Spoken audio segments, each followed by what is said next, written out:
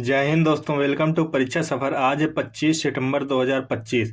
25 सितंबर 2025 के जितने भी करंट अफेयर्स के इम्पोर्टेंट क्वेश्चन बन सकते हैं हम इस वीडियो में डिस्कस करेंगे। यदि आपको इस वीडियो की पीडीएफ फाइल चाहिए तो आप टेलीग्राम ग्रुप से डाउनलोड कर सकते हैं। इसका लिंक वीडियो डिस्क्रिप्शन में मिल जाएगा। तो चलिए हम स्टार्ट करते हैं।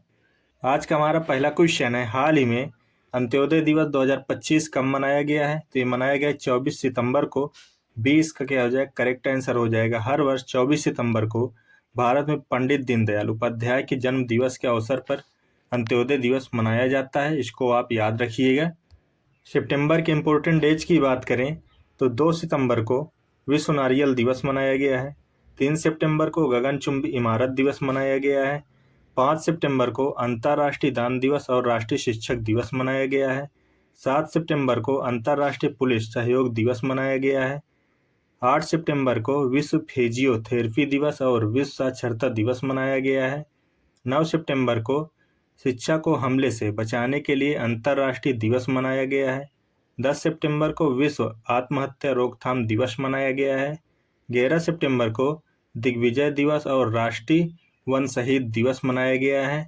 14 सितंबर को राष्ट्रीय हिंदी दिवस मनाया गया है। 15 सितंबर को अंतर्राष्ट्रीय लोकतंत्र दिवस और इंजीनियर्स डे मनाया गया है। 16 सितंबर को अंतर्राष्ट्रीय ओजोन परत संरक्षण दिवस मनाया गया है। ये इम्पोर्टेंट है, इसको भी याद रखिएगा। 17 सितंबर को विश्व रोगी सुरक्षा दिवस मनाया गया है। 18 सितंबर को विश्व बांस दिवस मनाया गया है।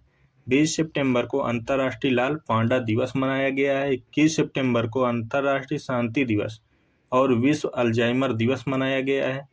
22 सितंबर को विश्व गैंडा दिवस और विश्व गुलाब दिवस मनाया गया है।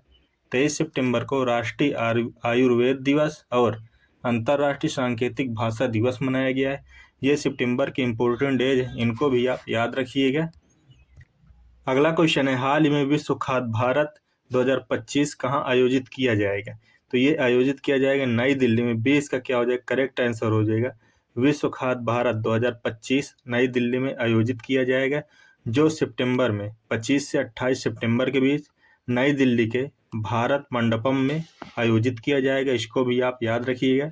इसकी थीम क्या रहेगी? तो सस्टेनेबिलिटी और इनोवेशन और इंक्लूसिविटी, इसका क्या थीम रहेगा? इसको भी आप याद रखिएगा। अगला क्वेश्चन है, हाल ही में 28वां राष्ट्रीय ई गवर्नेंस सम्मेलन कहाँ आयोजित की हुआ है? तो ये आयोजित हुआ विशाखापट्टनम में। सी इसका क्या हो जाएगा? करेक्ट आंसर हो जाएगा। विशाखापट्टनम में 28वां राष्ट्रीय ई गवर्नेंस सम्मेलन आयोजित हुआ है। इसको भी आप याद रखिएगा। अगला क्वेश्चन है, हाल ही में 92 वर्ष की आयु में किस महान क्रिकेट अंपायर का निधन हुआ है? तो डिकी वर्ड हैं, इनका भी 92 वर्ष की आयु में निधन हो गया है। इनको भी आप याद रखिएगा। अगला क्वेश्चन है, हाल ही में आरबीआई ने किस कंपनी का एनबीएफसी लाइसेंस रद्द किया है? तो Datta finance and trading private limited company है। इसका भी आरबीआई ने एनबीएफसी लाइसेंस रद्द किया है, तो इसको भी आप याद रखिएगा। अगला क्वेश्चन है, हाल ही में किसने संचार लेखा महानियंत्रक का पदभार ग्रहण किया है?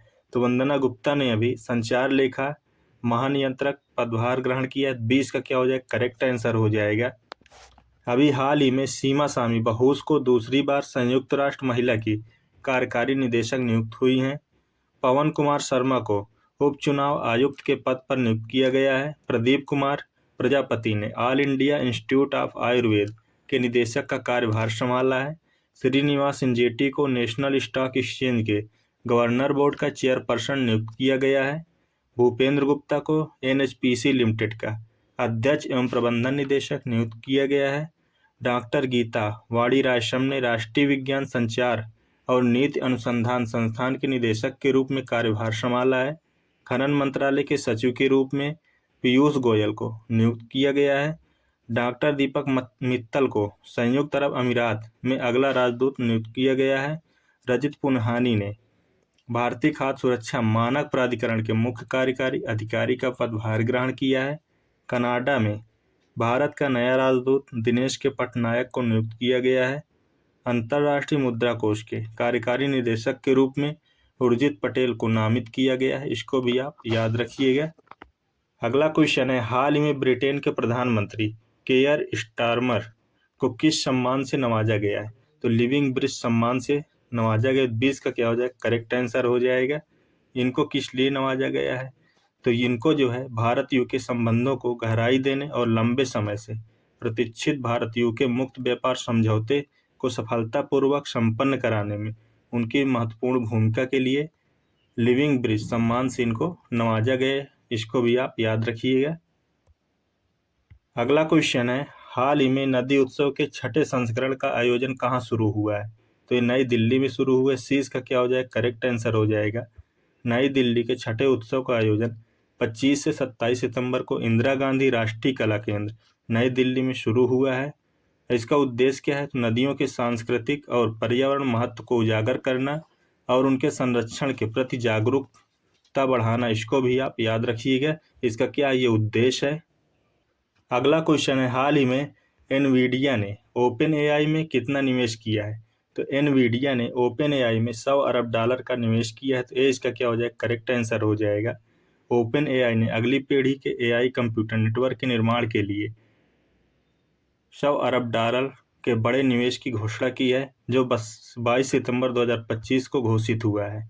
इसको भी आप याद रखिएगा। अगला क्वेश्चन है, हाल ही में जारी ग्लोबल डिजिटल नोमैड रिपोर्ट 2025 में कौन शीर्ष पर रहा है? तो स्पेन शीर्ष पर रहा है। 20 का क्या हो जाएगा? करेक्ट आंसर हो जाएगा। भारत 38वें नंबर पे था। इसको भी आप याद रखिएगा। इस रिपोर्ट में 64 देशों का मूल्यांकन किया गया है। 64 देशों में स्पेन पहले नंबर पे था और अपना देश भारत 38वें नंबर पे था। अगला क्वेश्चन है, हाल ही में किसने 71वें राष्ट्रीय फिल्म पुरस्कार समारोह में विजेताओं को सम्मानित किए हैं? तो द्रौपदी मुर्मू जी ने 71वें राष्ट्रीय फिल्म पुरस्कार समारोह में विजेताओं को सम्मानित किए हैं। तो सी इसका क्या हो जाएगा? करेक्ट आंसर हो जाएगा। 71वां राष्ट्रीय फिल्म पुरस्कार कब आयोजित किया गया था? तो 23 सितंबर 2025 को नई दिल्ली के विज्ञान भवन में इसका आयोजन हुआ है। तो इसको भी आप याद रखिएगा। इसमें सुपरस्टार मोहनलाल को दादा साहेब फाल्के पुरस्कार से सम्मानित किया गया है। इसके अलावा 12th फेल, जवान, मिसेस चटर्जी वर्सेस नॉर्वे और कटहल ए जैकफ्रूट मिस्ट्री जैसी फिल्मों ने प्रमुख पुरस्कार भी जीते हैं। इसको भी आप याद रखिएगा। अगला क्वेश्चन है, हाल ही में किस राज्य सरकार ने नवाचार को बढ़ावा देने के लिए LEAP योजना शुरू की है? लीप योजना शुरू की है। तो ये कौन सरकार ने शुरू की? तो कर्नाटक सरकार ने शुरू की। 20 का क्या हो जाएगा? करेक्ट आंसर हो जाएगा। कर्नाटक सरकार ने लोकल इकोनॉमी एक्सीलरेटर प्रोग्राम को शुरू किया है। इसको भी आप याद रखिएगा, जिसका बजट 5 वर्ष में 1000 करोड़ है। इस कार्यक्रम का उद्देश्य बेंगलुरु से बाहर भी नवाचार और उद्यमिता को वृद्धि को बढ़ावा देना, 5 लाख रोजगार सृजित करना, राज्य भर में उभरते टेक क्लस्टर्स को सशक्त बनाना और स्कूलों से लेकर वैश्विक बाजार तक स्टार्टअप पारिस्थितिकी तंत्र को मजबूत करना है। इसको भी आप याद रखिएगा। कर्नाटक की बात करें तो ये है मैप में कर्नाटक। यहाँ कैपिटल क्या है? तो बेंगलुरु यहाँ कैपिटल है। और सीएम कौन है? तो सिद्धारमैया यहाँ क्या है? सीएम है। गवर्नर कौन है? तो थावर चंद गहलोत यहाँ क्या है? गवर्नर है। लोकसभा की सीट 28 है, राज्यसभा की सीट 12 है, विधानसभा की सीट 225 है। इसको भी आप याद रखिएगा। यह क्वेश्चन है कल के लास्ट वीडियो का, हाल ही में किस भारतीय खिलाड़ी ने वनडे क्रिकेट में सबसे तेज शतक लगाया है? तो स्मृति मंधाना ने भारतीय खिलाड़ी हैं एक, इन्होंने अभी वनडे क्रिकेट में सबसे तेज शतक लगाया। तो 20 का क्या था? राइट आंसर था।